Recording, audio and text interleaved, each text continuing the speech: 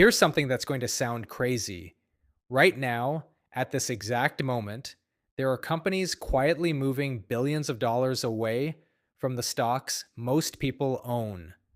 They're not panicking, they're not selling everything, they're just repositioning quietly before the rest of the world catches on. And the reason they're doing it? Artificial intelligence. Now, I know what you're thinking. AI, again? I've heard this 100 times, but stay with me because this isn't about whether AI is cool or scary. This is about your retirement, your savings, your ability to stop working before you're 70 years old. Here's the thing nobody's talking about. AI isn't just coming for jobs, it's coming for stocks too. And if your money is sitting in the wrong places right now, you could watch years of savings get cut in half fast. But if you move even a small amount into the right places, you might actually come out ahead of this whole thing. That's what we're talking about today. 5 specific ETFs built to survive and potentially grow, no matter what AI does to the economy. And no, you don't need to be rich to do this. You don't need a finance degree. You just need about 15 minutes and an open mind. Let's go. Hey, my name is Richard. And I'll be honest with you, I spend probably way too much time reading about compound interest, studying why some people build real wealth, and trying to figure out why most people, even smart, hardworking people, end up financially stuck. I made this video because I was genuinely worried, not in a the sky is falling kind of way. More like the weather is changing and most people don't have an umbrella yet, because here's what's actually happening right now. Dario Amodei, the CEO of one of the biggest AI companies in the world, recently said that AI could wipe out up to 20% of white-collar jobs, and that it could happen faster than anything we've ever seen before. That's not some random guy on the internet. That's the CEO of Claude, one of the most advanced AI systems ever built. And what does that mean for regular people? For people working 9 to 5, trying to save a little each month, hoping to retire someday without having to eat ramen every night? It means the stakes just got a lot higher. Okay, real talk for a second. Most people's retirement plan looks something like this. Work for 40 years, save a little here and there, hope the market goes up, retire at 67. And that plan kind of worked for a while. But here's what that plan didn't account for. What happens when the job market shifts so fast that your skills become outdated in 5 years instead of 20? What happens when the stocks your 401k is loaded with are in industries that AI is actively destroying? Here's a number that should get your attention. McKinsey estimates that up to 30% of current work tasks could be automated by AI by 2030. That's not 2050. That's 5 years from now. And here's the cruel part about that. Most people won't see it coming. Not really, because job losses from technology don't happen all at once. They creep, one department at a time, one role at a time, until one day you look around and realize the whole landscape changed. I want to tell you about someone. I'll call her Maria. Maria worked in accounting for 15 years. Good job. Steady income. She had about $60,000 saved in her 401k, mostly in tech-heavy index funds, because that's what everyone told her to do. Then her company bought an AI tool that could do 3 accountants' jobs in one afternoon. She got the call on a Tuesday.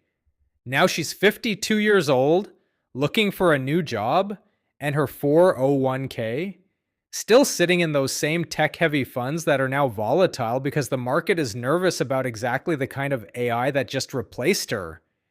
She got hit twice. Once in her career, once in her savings. That's the thing nobody warns you about.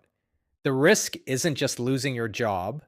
The risk is losing your job and watching your savings drop at the same time, because they're both tied to the same economic earthquake. But here's the good news. There are places to put your money that don't have that problem, Places that actually become more relevant when the economy shifts, not less. And that's exactly what these 5 ETFs are about. So let's start with the most obvious one, the one that's been protecting wealth for literally thousands of years. Let me ask you something simple. If AI takes over your job tomorrow, where do you sleep that night? Same place, right? Your apartment, your house, the same roof over your head. That's the whole thesis behind real estate investing. And it's embarrassingly simple. No matter what happens with technology, people need a place to live. Period. End of story. But here's where it gets even more interesting. Think about what happens when AI starts eliminating jobs in large numbers. More people lose income. More people can't qualify for a mortgage. More people have to rent. That's actually good for landlords. So weirdly, the worse AI gets for jobs, the stronger the rental market could get. It's almost backwards from what you'd expect. The very thing that threatens your job could increase demand for the real estate investment that's protecting your savings. Now, most people hear real estate investing and think you need $50,000 for a down payment. You don't. There's something called a REIT. That stands for Real Estate Investment Trust. Here's the simple version. A REIT is a company that owns real estate, apartments, malls, hospitals, storage units, and lets regular investors like you buy a piece of it. Think of it like this. Imagine 1,000 people each chipping in $100 to buy an apartment building together. Everyone owns a tiny slice. Everyone gets a cut of the rent. That's basically what a REIT does. And here's something important. REITs are required by law to pay out at least 90% of their taxable income as dividends. That means you can actually get paid regularly just for owning them.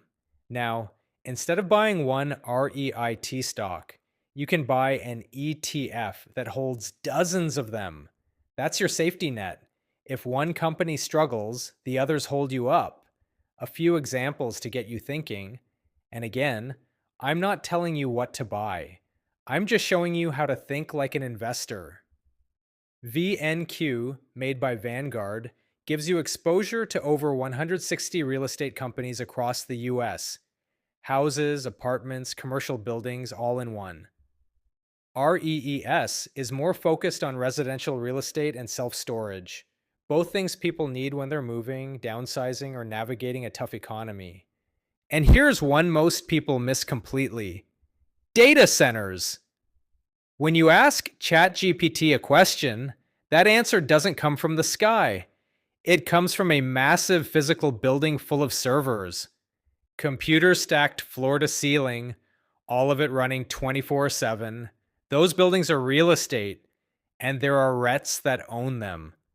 Equinix, ticker EQIX, is the world's largest data center company. They operate over 260 of these buildings globally, working with Microsoft, Amazon, and basically every major AI company on the planet. Think of it this way. AI needs a brain, but the brain needs a house.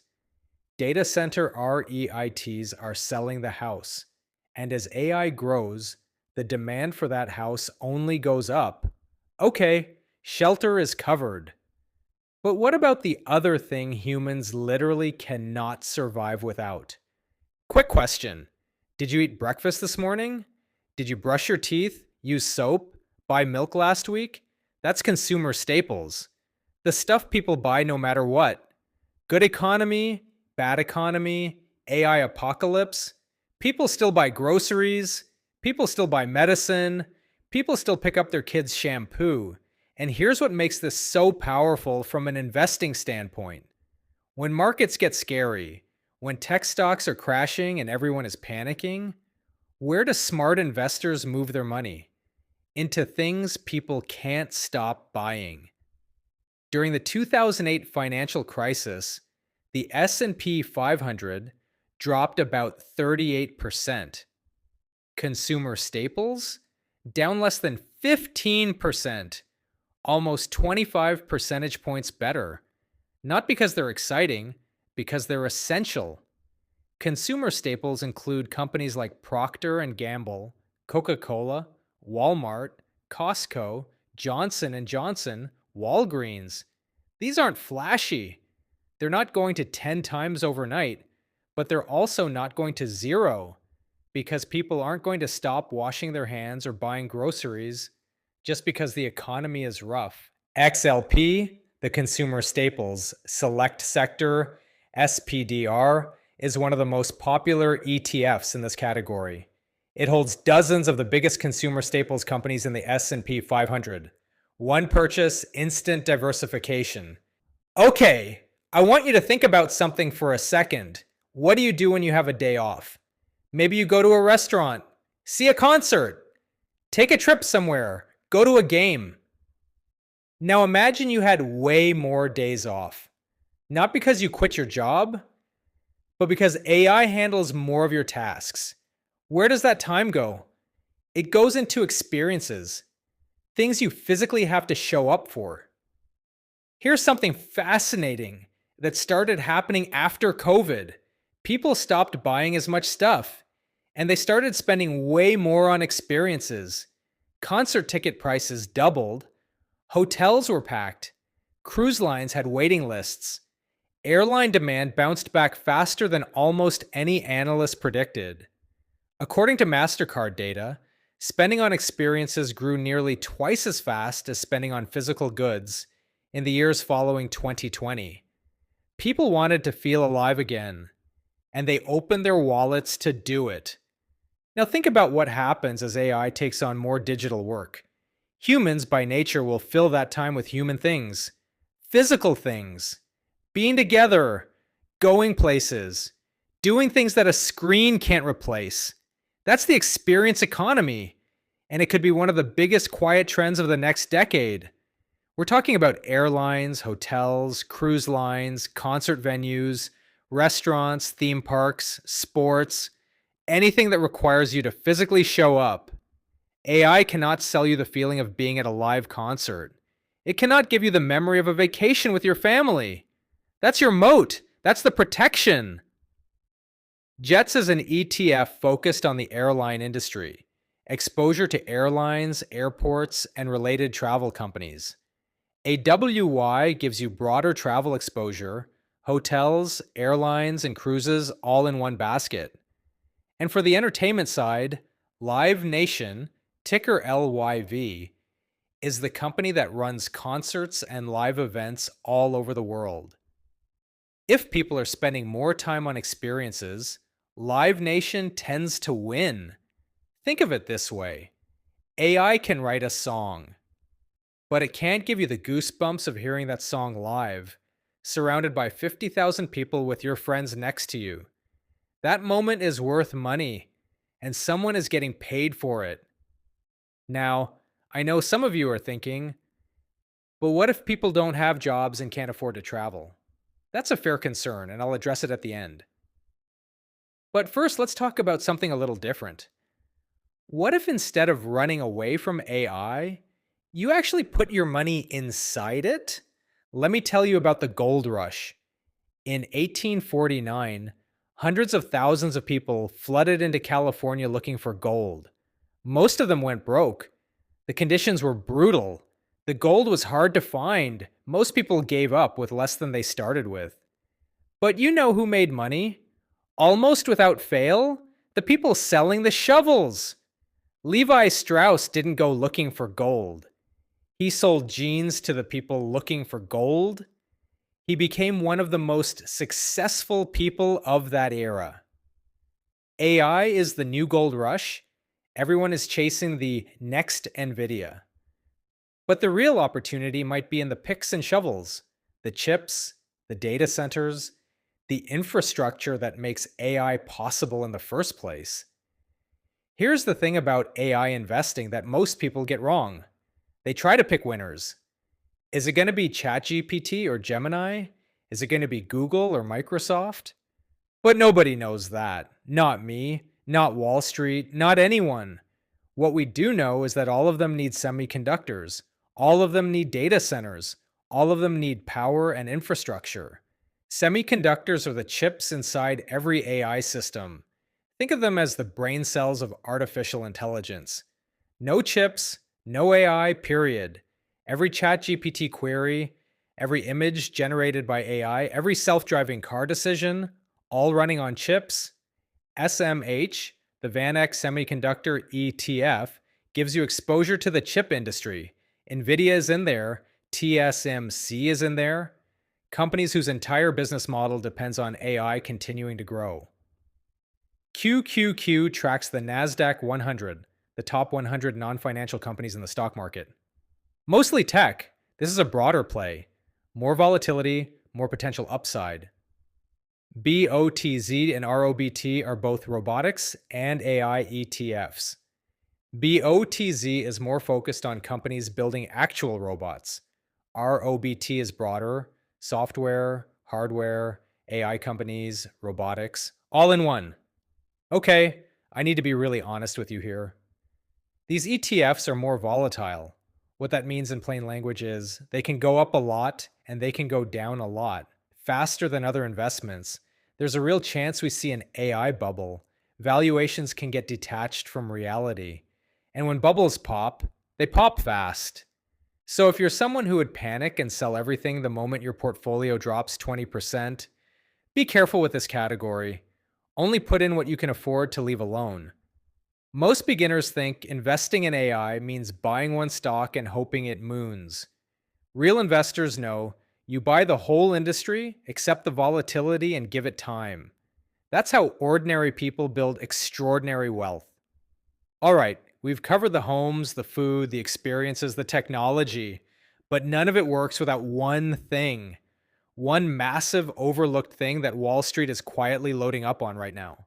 Every time you type a question into ChatGPT, electricity is consumed. Every time an AI generates an image, writes code, or answers a customer service email for some company, electricity is consumed. Now multiply that by every business on the planet that's adding AI tools to their operations this year, and next year, and the year after that. And Goldman Sachs put out a report estimating that data center electricity consumption could grow by 160% by 2030. 160%! That power has to come from somewhere. The electrical grid has to support it. Power plants have to produce it. Infrastructure has to deliver it. And here's the thing that almost nobody in the beginner investing world is talking about. You don't have to pick which AI company wins. You don't have to understand machine learning. You just have to know that all of them need electricity. And the companies that sell that electricity are quietly becoming one of the best positioned sectors of the AI era. Utility companies are like the landlord of the internet. Everyone pays rent every month, no matter what. Utility stocks have traditionally been considered boring, safe, slow, the kind of thing your grandpa bought. But in the AI era, they're becoming something much more interesting because the demand for their product, electricity, is about to go through the roof, and their customers aren't going anywhere. XLU, the Utility Select Sector, SPDR, gives you exposure to 30 plus utility companies right inside the S&P 500. These are the companies powering the American grid. VPU, Vanguard's Utilities, ETF, is very similar, but with a slightly lower expense ratio, which means you keep a little more of your money instead of paying fees, and PAVE goes even broader. It covers US infrastructure, not just electricity, but power grids, pipes, roads, and industrial equipment, the physical backbone that everything else depends on. Think of PAVE like this. If AI is the engine, PAVE is the road the engine drives on. Everyone chases the flashy AI stocks. Almost nobody thinks about who's selling them the electricity to run. The boring utility sector could quietly be one of the biggest beneficiaries of the AI decade. All right, 5 ETF categories. 5 ways to position your money in a world being reshaped by artificial intelligence.